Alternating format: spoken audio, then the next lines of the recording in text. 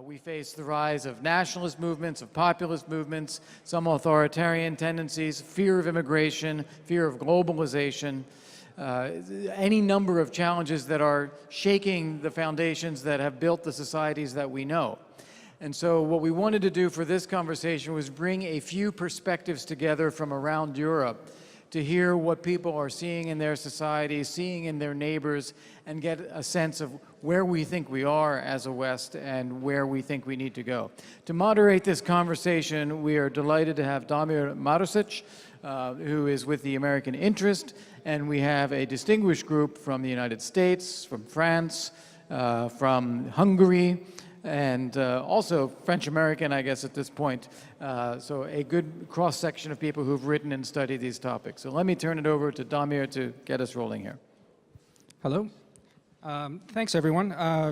It's the end of the day. This is a huge and sprawling topic, so we'll try and sort of, I guess, keep it together in some way. Authoritarianism, nationalism, globalization, and as a triple threat to democracy. The panel here, let me just do a quick round of introductions. Over there we have Christopher Walker, who's the Vice President for Studies and Analysis at the National Endowment for Democracies.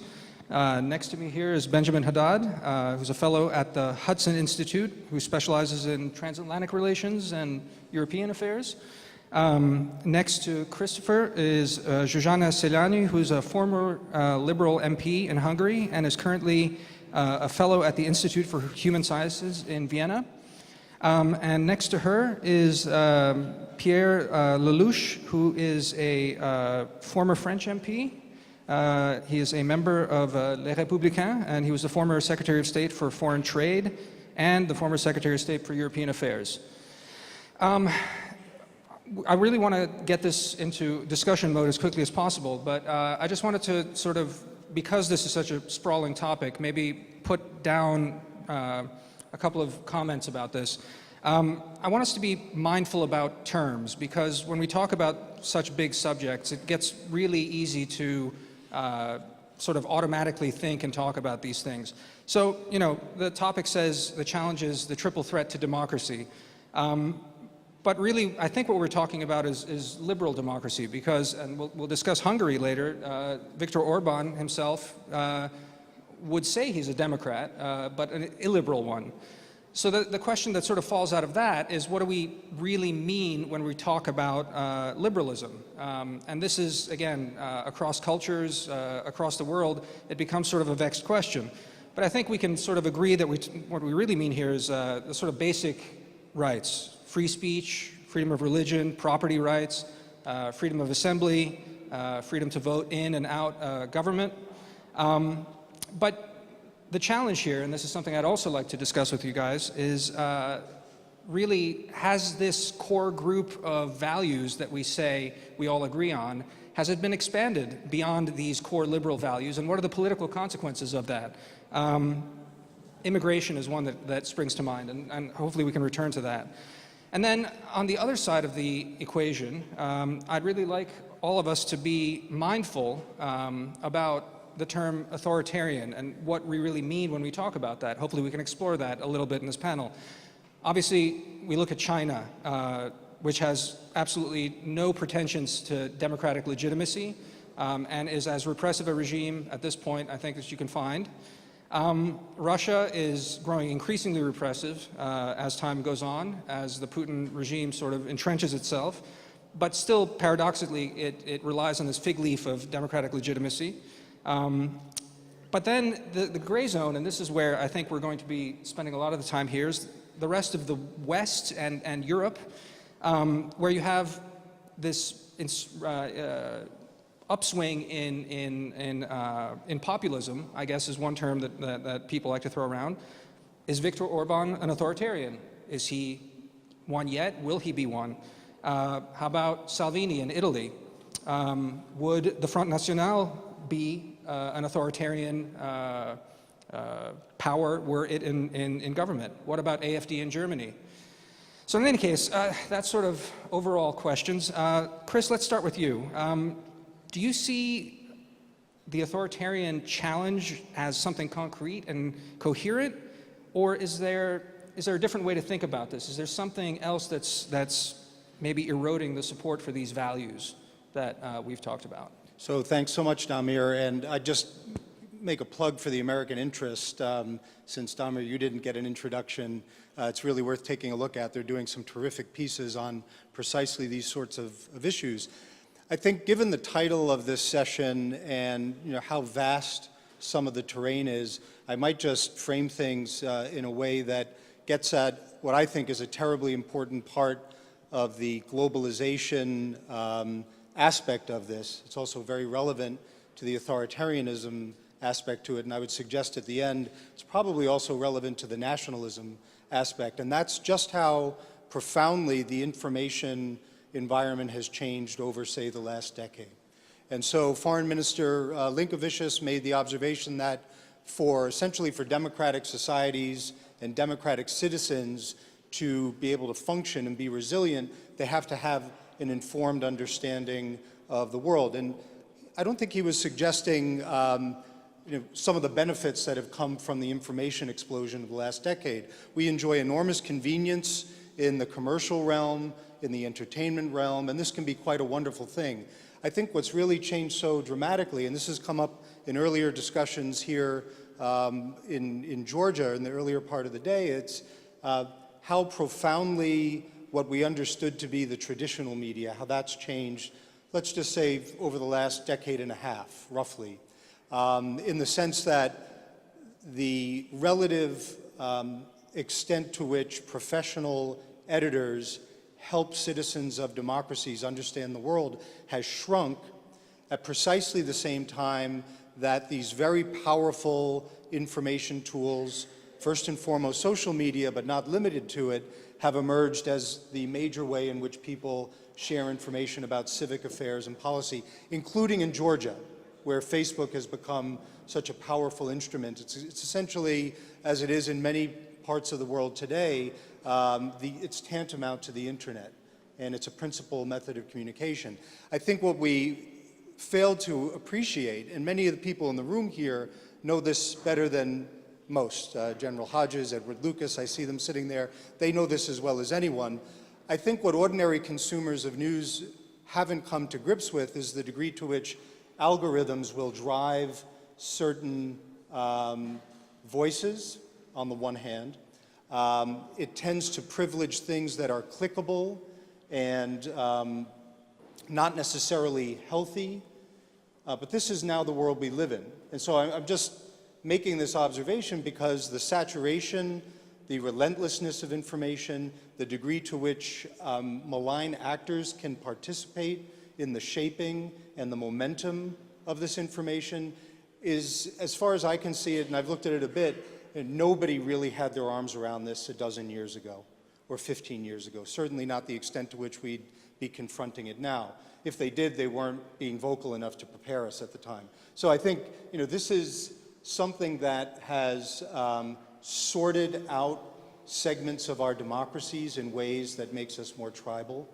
It's something, as we see with recent reporting, even in democracies with very strong economies like Germany, the more you look at the social media performance there and the way it privileges the extremes on both sides is absolutely toxic for normal democratic debate. And so I'm not minimizing the schools of thought that assign the problems we face today to feelings of lost identity or economic inequality or left behinds and other sorts, or people being very frustrated with elites. That's surely there. But many of those things have been there for quite some time. And so today I think the question that I often find myself wrestling with is, why is it that countries with rather strong economic performance, say like the Czech Republic or Poland, as well as those that have been a little more sluggish, where you could plausibly argue that people have authentic economic grievances or frustrations with inequality, why is it that these problems that we're focused on are happening in so many places now? And at least one of the common denominators that comes to mind when you think this through is that we're all grappling with how we understand the world through this very dramatically changed information environment. And I think everyone, whether you're on social media intensively or not, you face some dimension of this. and if you're not on it, you're still being impacted on it. So I think I just throw that into the discussion at the outset because it's one of the few factors that has such a sweeping commonality across so many environments, established democracies, young democracies, semi-democracies, and in other systems, that I think is something we need to really grapple with as we think this through. Thanks, Chris. I think that's a really important component of this.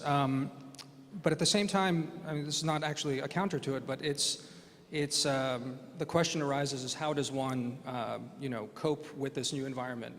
So many things have been thrown out there about media literacy and the rest of this. But it strikes me, I mean, it's also, as you said, it's part of our new sort of reality. So, I mean, Ben, I mean, maybe you could talk about this a little bit. Is there anything else to be thought through here in this new environment, basically? Clearly, certain politicians are thriving in this environment. Others are having trouble coping with it.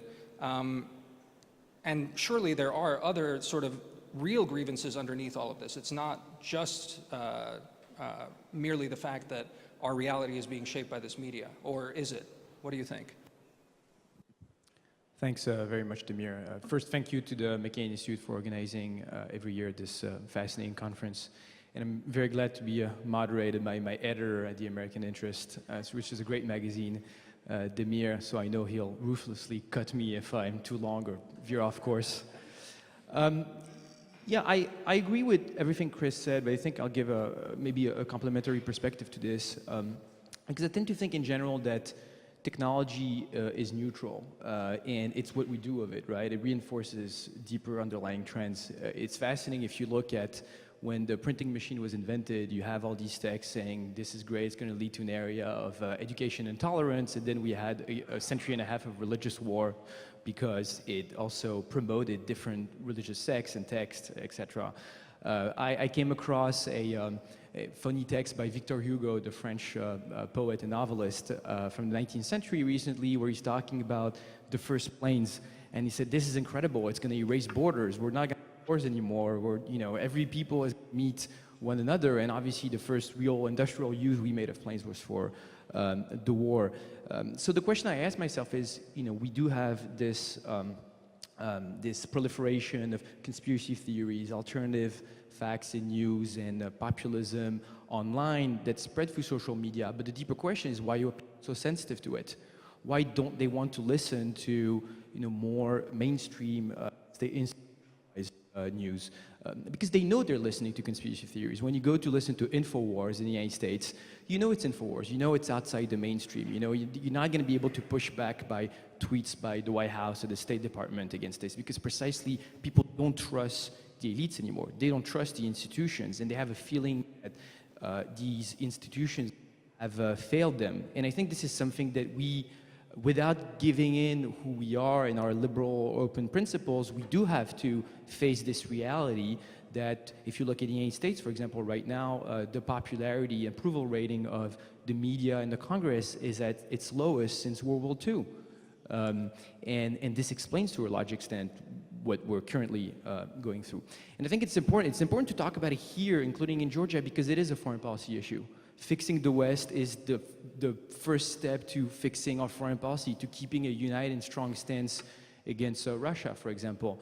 If you look at the momentum on sanctions in Europe, the countries that are the most tangential, the most hesitant over the renewal of sanctions every 6 months are the ones affected by this populist wave. Right now we have questions about Italy, Hungary, and in Austria, and there's a clear connection, I would say, between the domestic rise of these populist movements and their foreign policy that tends to bring them on the side of authoritarian movements. It's funny, Demir is a student of Frank Fukuyama, who wrote an extremely famous essay and book in the 90s called The End of History, which basically said, it's been often caricatured, it basically said that liberal democracy doesn't have any alternative ideological model anymore, that debates based on values and identity would be progressively replaced by debates between experts on technical issues, mostly on economics, how to improve efficiency our models. And Fukuyama has another book coming out today, actually, called Identity Politics. And as one critic said, he's postponing the end of history, saying, well, it turns out identity matters too. Chris talked about tribalism, and you see this everywhere, both domestically and on foreign policy. The very core of politics and history, you know, the desire to talk about values and identity is back. And once again, I think it's something that it is important to not be in denial of. I've personally been in the United States for almost 4 years now, so my stay has been really connected with the rise of Donald Trump. I don't think there's a correlation, but at least, you know, I saw it. And it's fascinating when you live in Washington, D.C., to see that a lot of people who did not understand his rise, who discounted him from the start, who said he's a clown, he's doing this for his brand, he'll be done in 2 weeks, have not gone through a real work of introspection. I'm not saying agreeing with him or saying he was right on his, you know, rhetoric of fear and targeting immigrants or of xenophobia.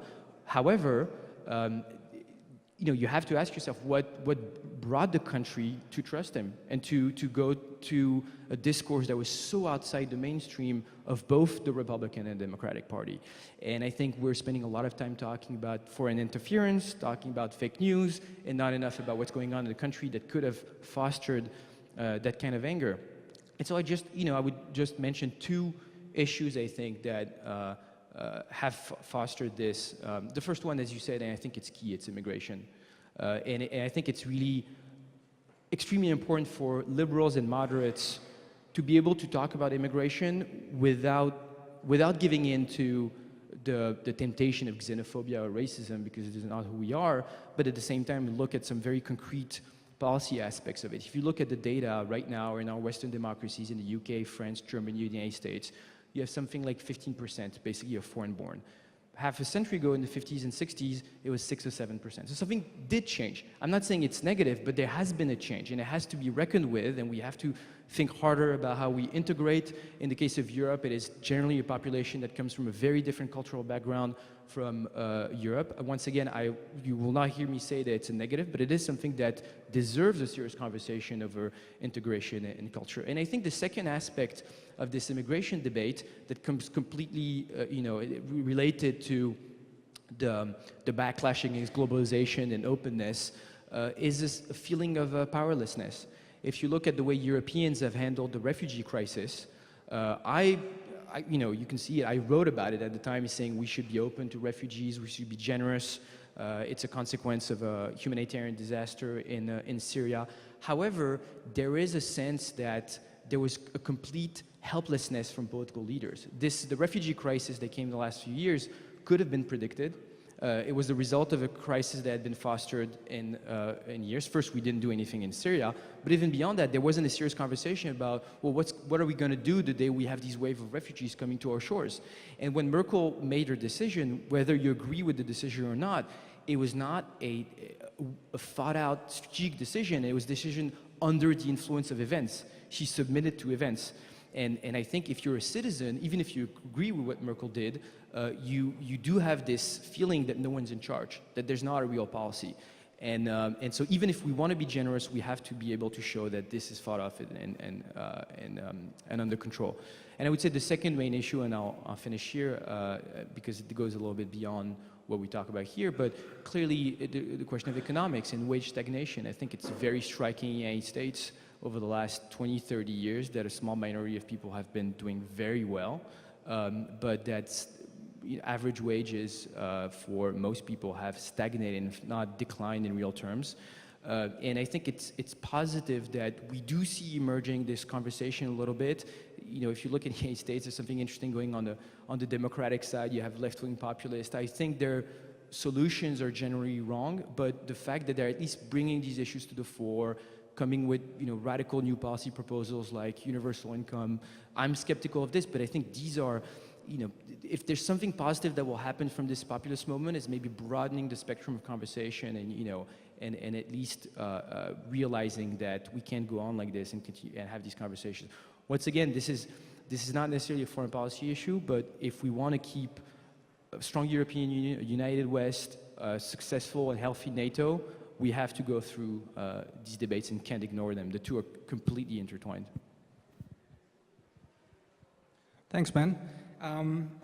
Shoshana, the interesting news today, I saw as I woke up, that Sebastian Kurz from Austria has decided to endorse the vote on Article 7 proceedings, investigations against Hungary tomorrow, I believe.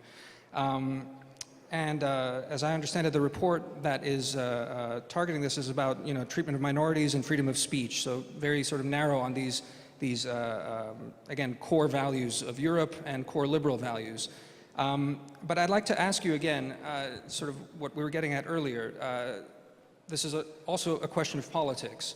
And so, as a former MP and a political person, but also now working, as I understand it, as a researcher as to how to pragmatically work against authoritarianism and rising authoritarianism, could you sort of give us a sense of what this means in Hungary, the European approach, to me at least, surprising move that the Austrians would be backing this, and how does this play out in what Ben was saying about the sort of return of politics and how what's the future look like in Hungary specifically, and perhaps if you want to speculate about Europe as well. Well, absurd as it may sound, the danger we face today comes from the West, from politicians in Brussels, Berlin, and Paris. Of course, we will fight. We will fight and use ever stronger legal tools. Well, obviously, I cannot take credit for these words. These are the words of Viktor Orbán. He gave a big speech approximately half a year ago, but this is a very telling quote from him. He actually initiated a counter-revolution against Europe by this speech, which he has been doing actually for a while, but he is now openly, publicly represent this at European stage. So we are not speaking on Hungary any longer when we speak about Viktor. We speak about Europe and the Western world. So he named the West as an enemy. The West, as we knew it in the last 30 years in my region, the liberal, multi-party, pluralistic democracy. And what he announced is an illiberal democracy. He actually named it like this a couple of years ago. And this is nothing else but an authoritarian initiative, basically to rule Hungary as long as possible and incapacitate any kind of opposition to take over power. So it's an authoritarian, it's a neo-authoritarian politics, what he is doing, and he is doing it within the European Union context, which is quite an extraordinary achievement. And I think it's really a strong learning point for all of us. Hungary's been a poster child for many years as a liberal democratic country after the regime change, and even in Hungary, the vulnerability of liberal democracy demonstrated so easily, and the country could not stand against such an initiative in the last couple of years. Well, I believe that this counter-revolution is actually a kind of cover story for unsuccessfulness, if I can say so. Basically hiding the fact that my country and many other countries in the region were not able to catch up to the West. And of course, it's based on our grievances, historic grievances, nationalistic grievances, and it's rebranded in a way. But basically, our countries were a poster child, but never really succeeded to catch up. Of course, the region developed in a fantastic way, and there are millions of proof and facts, if anyone would still be interested, how much better people live today than 30 years ago. It's just uncomparable. And it's not just freedom, but it's basic well-being. The life is so much better off than in the 80s that it's unbelievable. And still, such a story, such a history-driven story, and the kind of suffering of patronizing attitude from the West, and everything what now is built up for a new ideology can be so easily pull up. So it's something serious, I believe, and really we have to think about, and exactly what many of you mentioned, that it's now growing and developing in other more successful countries as well. So we are in a kind of trouble, and Europe is a trouble, and because of Europe is one of the core continent of liberal democracy. If Europe is in trouble, then the Western world is trouble, then all of us are in a kind of trouble. So I probably would say a couple of words of the migration issue, because this was really the game changer 3 years ago. And of course, this is a very crucial moment and narrative. The anti-migration narrative is very crucial in the European discourse now, and a basis of the anti-liberal discourse in the continent and beyond the continent, because obviously Trump also took this up, even in spite of the fact that there are less migrants in the US coming from Mexico than I think 15 years ago. So there are basic facts that the situation is not worsening but improving. But of course, this was a game changer, and I think the reason why it makes it so difficult to deal with it at European level is that it has different, while all new authoritarians and anti-liberals use this as their core story, there are different problems in certain countries. I think in many of the Western European countries, which are immigration countries, the problem is the kind of overload of integration, the living with diversity. There are obviously problems which need to be coped with. In the East, in my countries, and in Central Europe, it's a completely different story. I think it's very much the symptom of a kind of a demographic panic, since we do not have migrants. So there is no migrant problem in Eastern Europe. These are very, I would say, basically because of communism. we were not open to anyone for many years, so that's basically we are on our own. But we witnessed there is this demographic panic. So many people, the affluent, well-trained, educated young people are leaving Central Eastern Europe and also Eastern Europe towards the West in large numbers, that in certain countries, let's say in Bulgaria or some of the Baltic states, like 10-15% of the population has already left since we are a member of the European Union. Hungary is not that large yet, but that's also, there's the demographic panic is very present in Hungary. Also, the fertility rate is very low. So actually, our population is significantly decreasing. And whether we have migrants or not, or refugees, it doesn't matter. The conspiracy theory that the aliens, the barbarians are coming and will invade us and we will disappear as a cultural threat is so strongly working that it's very difficult to counter it. So I think that in Europe, we are in a certain stage beyond the rational discourse on migration. A very big problem, I think, and also because of a big problem because obviously anti-establishment and new authoritarian parties put this on the European agenda. They forcefully put it there. They won the European Parliament election in next May be about this. And of course, there is no will to come to any kind of common solution. We can just analyze a little bit Matteo Salvini, the new Italian leader, the Lega's leader, who is now a Minister of Interior in Italy, who is speaking very strongly about the anti-migration policy.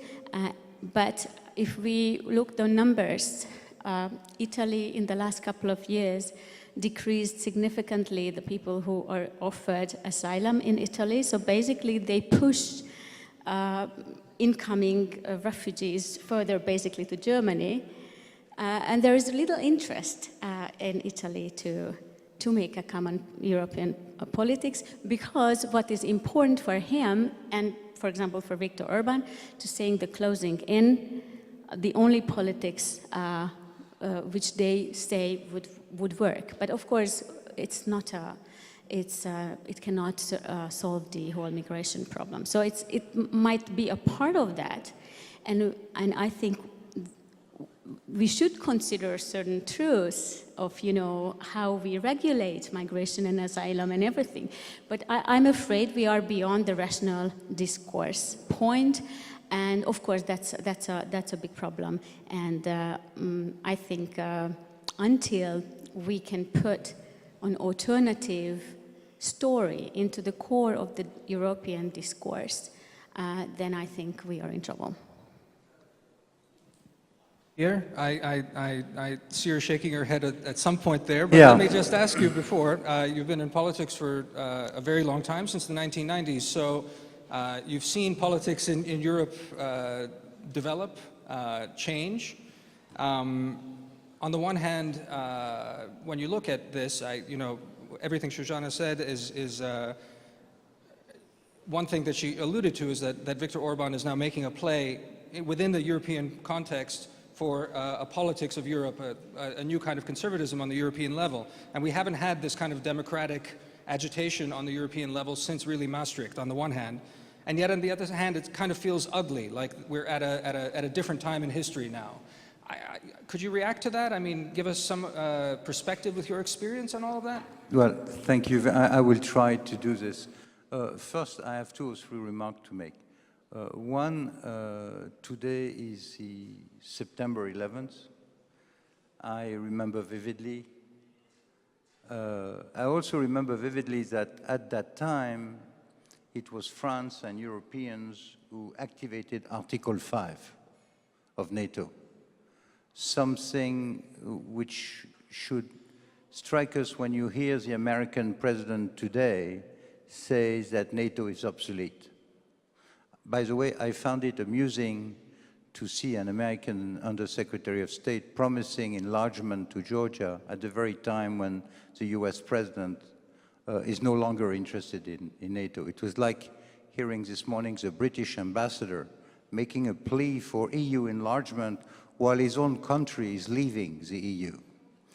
It's a couple of the ironies of the day that I picked up. Second, I remember also John McCain, with whom I had the honor to discuss security issues several times. He was a great patriot and a great statesman. One of the problems we have today, directly related to this panel, is a lowering quality of political leaders. If you have populism, if you have a lot of bullshit in a political debate, it's because you have very poor quality leaders. And it's getting lower, unfortunately, for all kinds of reasons, and there's no time today. Finally, last month, 10 years ago, when the Russian tanks were in Gori, it was the French president, Sarkozy, whom I had the honor to serve as a minister, who came as president of Europe and negotiated a stall of the Russian offensive in Moscow and here in Tbilisi. That needs to be recalled if you want to be complete with history. Now, what is happening to us in democracy today? Clearly, yes, there is a crisis in democracy, and clearly, yes, whether you look at Europe or whether you look at the US, there is a sense of unease and major dysfunctioning in our democratic life. And yes, there is a rise of illiberal mode of government with people claiming that they have the solution. Putin has the solution, Erdogan has the solution, the Chinese have the solution. They are not democratic, and inside the EU you have people now who are calling for more authority, more forthcoming stronger government. And it is tempting people. There is a pro-Putin fascination, including in France. You need to understand that. People want authority because they understand part of the problem is the notion that our society are becoming impotent. Our governments are impotent. Third, yes, it is serious because it could unravel the EU, it could create major problems, and it could lead to wars. All this combined with economic wars, as we are seeing. But fourth, if you want to address these issues, one should not confuse the cause with the consequences. The very heading of this panel is confused. When you say democracy has three challenges, nationalism, authoritarianism, and globalization, you're mixing two of the results, which is authoritarian and nationalism, with one of the causes, which is globalization. So it's no use to break the thermometer. When you have fever, there's no use to break the thermometer. You have to understand what is the cause of the fever. And there are many causes of the fever, many, including the very functioning of our political system, whether in the US or in Europe. But to make this very simple, one has to go back to the very raison d'être of our democratic system. What is it? It is protection of the population, physical protection of the population, and protection of their prosperity. Your children need to be better than yourself. And at the same time, you are protected, and therefore you keep your identity. And that's why government have the monopoly of power and violence and army and armed forces and so on. What has happened in recent years? Well, what you have seen on the globalization front is a massive transfer of resources and jobs from the Western countries to the third world countries.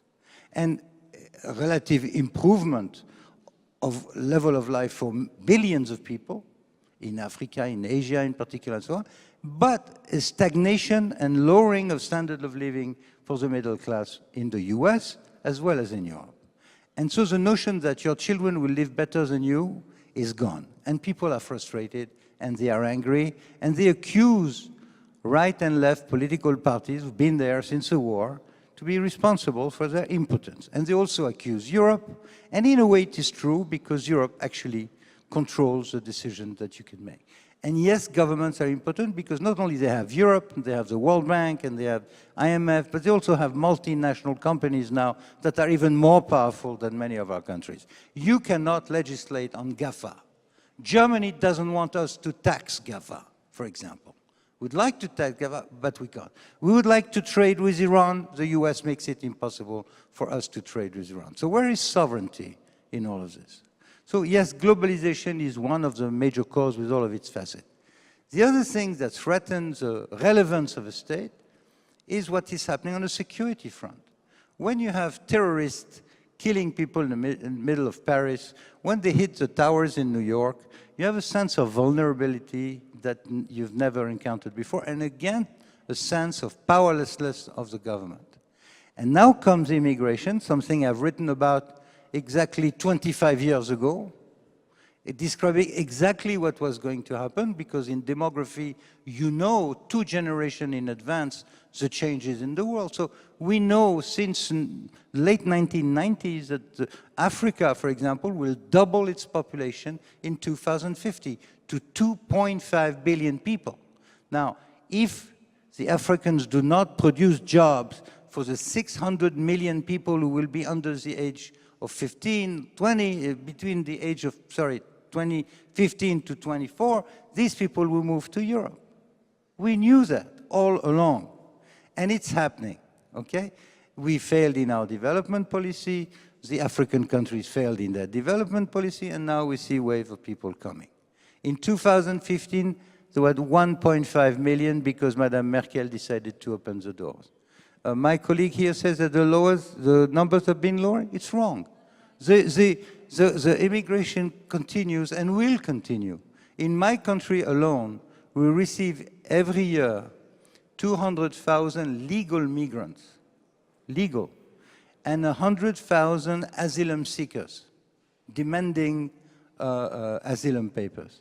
So 300,000 people a year, and it's been going on for decades. So what's happening in Europe is that populations are being changed over time. Now, what do we do about this? The first and massive mistake will be to ignore it and to say that it's just the invention of populists. And we, the elite, know what's right for our people, and therefore ignore it and wait until Trump leaves, wait until Orban leaves, and don't fix it. We need to address these issues very, very directly. And it's very hard, very hard. How do we get control of our economies in the face of collective rules in the Eurozone? Part of the problem of the Italian government today is they would like to have more flexibility. Can they? How do we stop immigration? Can we stop immigration without changing some of the European directive?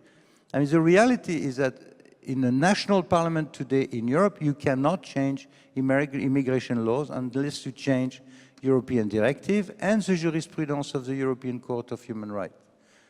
These things have to be done. If they are not done,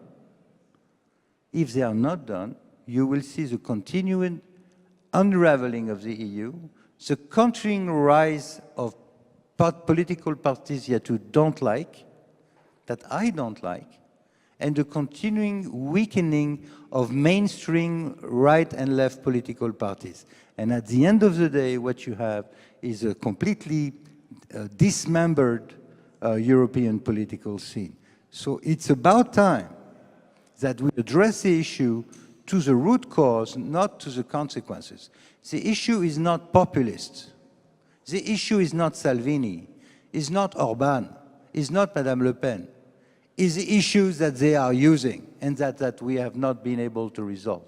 This is my message, and this is what I have learned, and this is what I hear every day on the streets of my country, because people resent the current situation.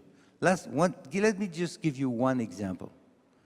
The pension of somebody who has been, let's say, a peasant, a professional guy with a farm, worked all his life.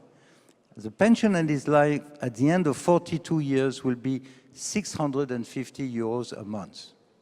Now, an asylum seeker coming from way out in Africa, who has never contributed anything to France or European well-being and so on, will come, and as soon as he gets his paper, will get a monthly allowance that can go from 400 to 900 euros, whether he has family or not.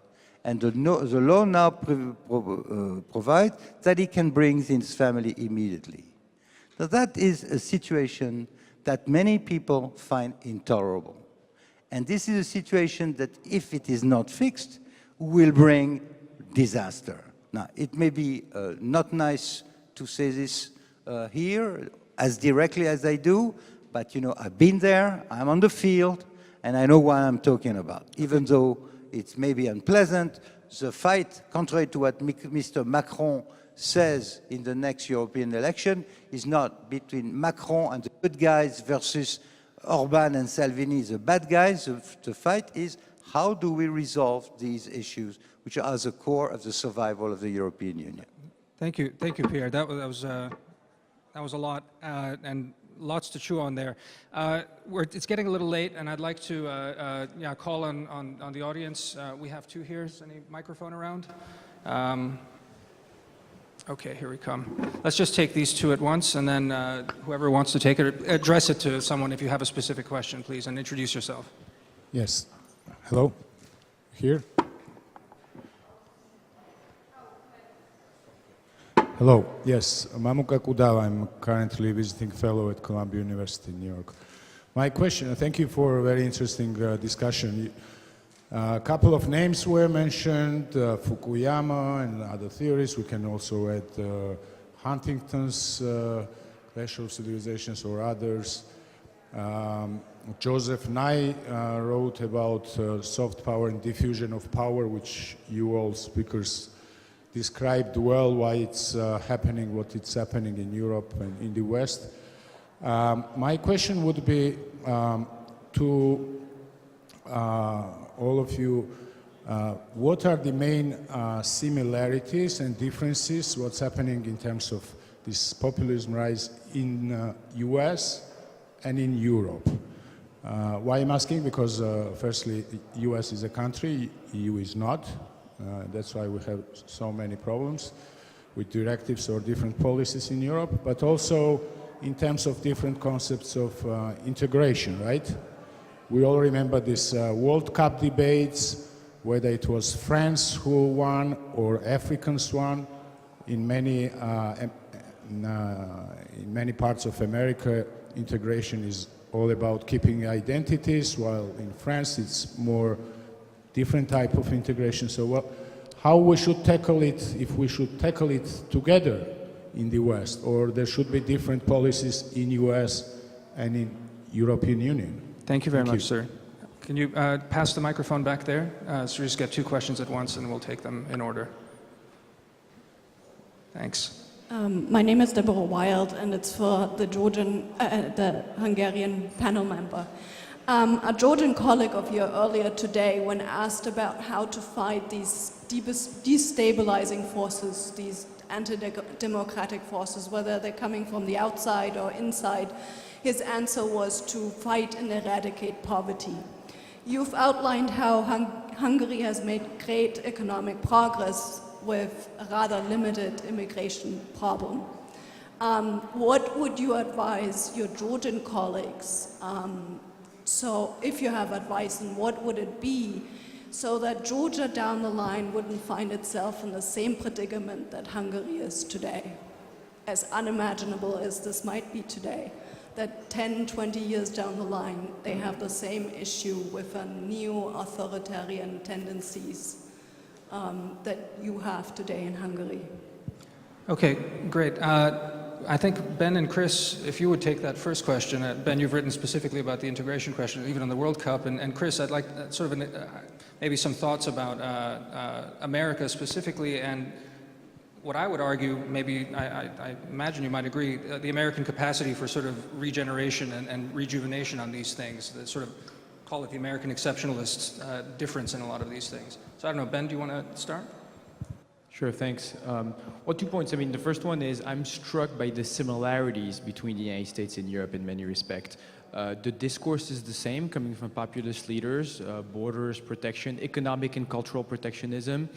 A lot of the symptoms are comparable, from economic inequalities, the lack of control over immigration policy, and a sense of policy being hijacked by elites that are less and less accountable. I think it's different, but some people would argue in Europe it's about Brussels and the bureaucracy. In the United States it's about the Supreme Court, the judges deciding more and more policies rather than elected politicians. I'm always struck as a foreigner how it's said that the most lasting legacy and impact that an American president will have will be appointing judges. I'm not sure that's a very positive thing, but I say this once again from a foreign perspective.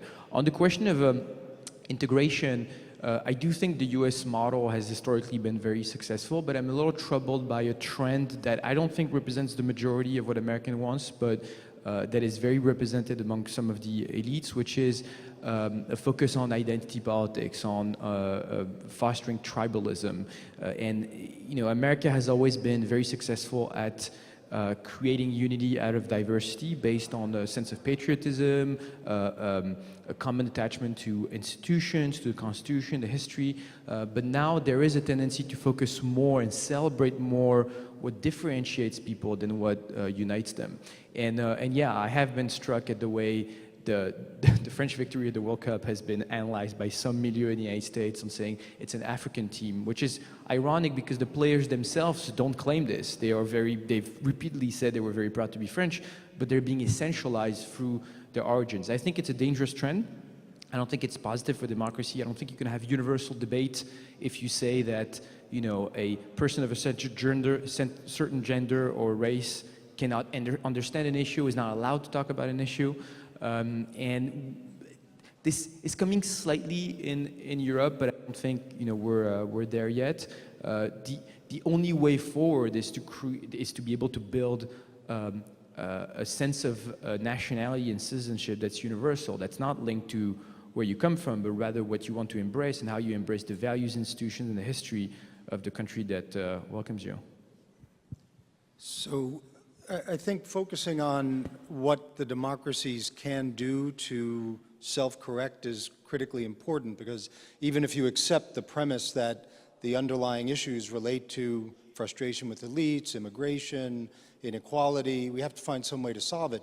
If we were sitting here 40 years ago or so, it wouldn't have been such a great picture either, right? This was the 70s were a pretty grim time, and that was right before an economic expansion was about to happen, democratic expansion was about to happen, but people sitting in 1975, 76, 77 had a pretty grim outlook. And the democracies showed the capacity for self-correction. I think if I were just to come back to my original point, just a couple of things, I think it's much more difficult now to achieve what Ben just described, which is to say that the political channels, the information channels by which people understand the world have been so sorted out and disaggregated that coming to that shared understanding of the problems is so dramatically different, in part because of identity politics, in part because people on one side of the spectrum who have a very distinct view of things are so far apart from others who have an equally distinct view. That's changed over the last generation. And so just in terms of the political wherewithal to solve these things, I think it's going to be an enormous challenge. I think we can do it. And let me just make one quick comment on this notion of technology being neutral. I mean, it's a technical point, but I have to disagree. I think what we face today with the major tech platforms, especially with the algorithmic logic they use, and these very powerful algorithmic engines, which in effect are our editors today, that is not neutral. That is something that almost has a life of its own, and as AI becomes more effective, we're already seeing AI is already used by the tech platforms. It's not something that's on the horizon. It will make these things even more pronounced, and I think we haven't come to terms with that. So this notion that we share a view and it's somehow neutrally and benignly treated, and it's just not the way the system works. And so I think there are ways to get at this in terms of algorithmic transparency and really holding the public trust function of these platforms to a higher standard. It certainly hasn't happened yet, because they're playing that role now. They're playing it in Georgia, they're playing it in the United States, they're playing it in developing countries as well around the world, and we're not there yet.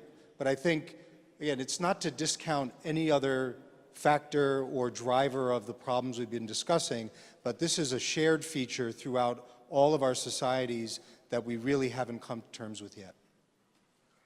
Shani, you want to address that last question and bring it back to the question of Georgia, who are hosting us on this, lessons in general from Europe and politics today?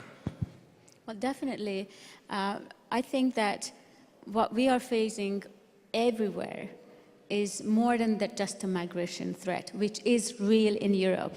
I never questioned that.